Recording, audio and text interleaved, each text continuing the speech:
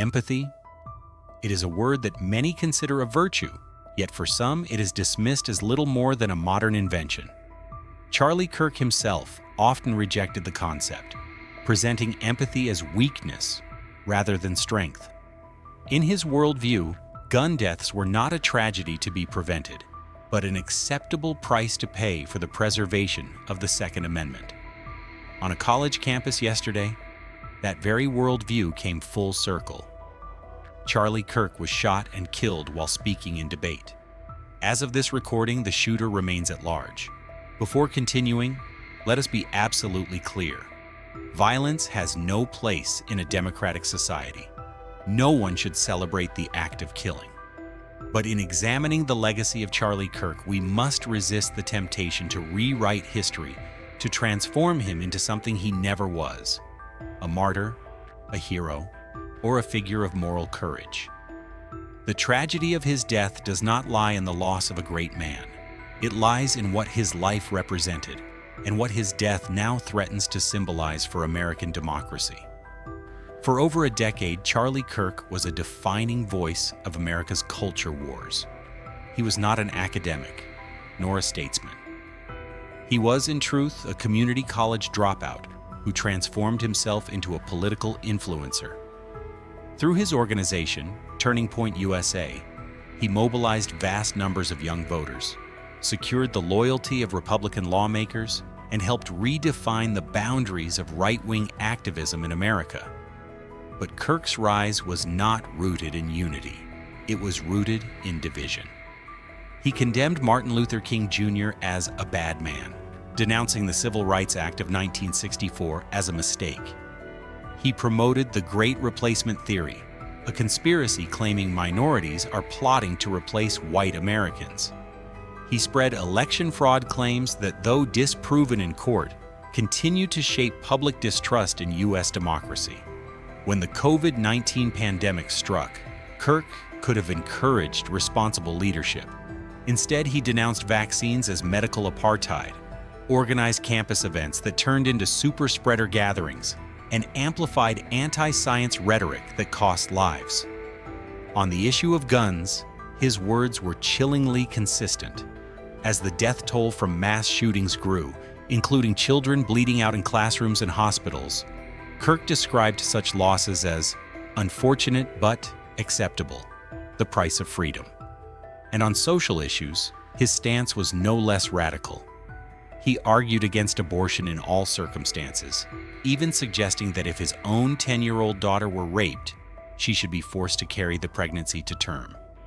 He ridiculed LGBTQ+ youth, exacerbating stigma in a demographic already facing disproportionately high rates of bullying, depression, and suicide. Internationally, his worldview extended beyond U.S. borders. He defended Israel's actions in Gaza, minimized Russia's invasion of Ukraine as a mere border dispute, and argued against expanding skilled immigration from countries like India, claiming foreign workers displaced Americans.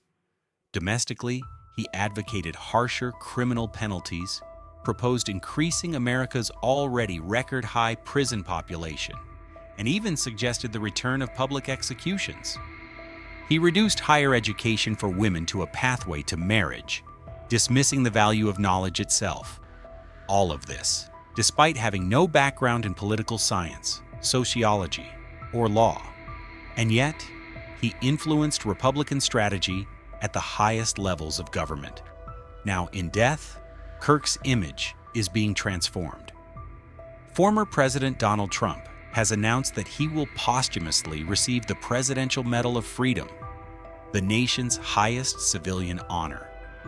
Flags across America have been ordered to fly at half-mast. The irony is painful. During Trump's first term, more than 140 school shootings shook the nation. How many times did the administration lower the flag in mourning for those children? Twice. And yet, for Charlie Kirk, a man who dismissed those very deaths as worth it, the full weight of national mourning has been mobilized. The greatest irony of all is this: the very policies Kirk spent his life defending are the same policies that contributed to to his death. For decades, Republicans blocked efforts at meaningful gun reform.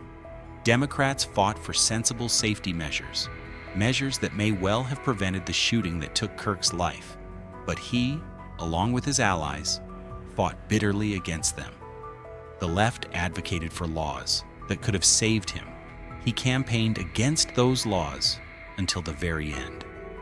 The most haunting detail is not that Charlie Kirk is gone. It is that his death overshadowed another tragedy unfolding almost simultaneously.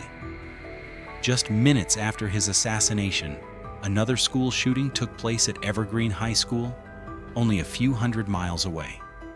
Children died. Their names will likely never be remembered. Their stories will be lost in silence. And yet, Charlie Kirk, one of the most divisive figures in modern America, is elevated as a national martyr. Charlie Kirk had intelligence, resources, and influence. He had the potential to be a unifying force, but instead, he chose to spread division, conspiracy, and hatred.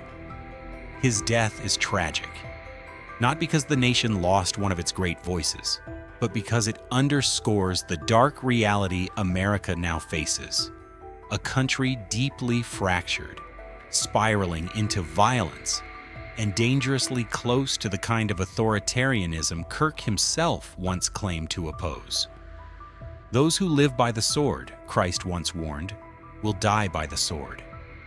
Charlie Kirk lived by the politics of anger, fear, and division. And in the end, his life was claimed by the very forces he unleashed. This is not a story of martyrdom. It is a story of consequence.